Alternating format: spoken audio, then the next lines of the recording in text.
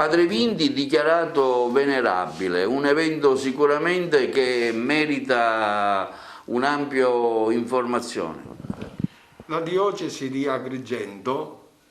festeggia questo grande evento di Padre Vinti da Grotte che Papa Francesco lo ha dichiarato venerabile, cioè che può essere, che è degno di essere pregato, di essere onorato, di essere anche esempio di vita. E in effetti Padre Vinti, questo giovane, semplice sacerdote di Grotte, fu un modello di vita nel suo contesto storico in cui visse, perché la sua vita la trascorse nella mansuetudine, nel silenzio, cercando di essere sempre vicino ai poveri e cercando di portare sempre le anime a Gesù.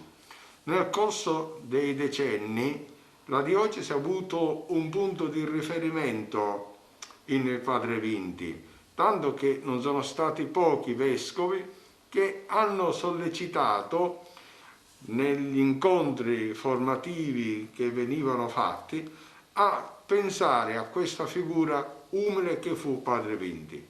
che oggi Papa Francesco lo ha dichiarato venerabile. Padre Vinti in questo modo, venerabile, si aggiunge a Padre Gioacchino Lalomia di Canicattì, un altro venerabile, si aggiunge alla figura di Suor Crocifissa di Palma di Montechiaro, anch'essa considerata venerabile, e dunque c'è la probabilità che un domani possa Padre Vinti essere dichiarato beato.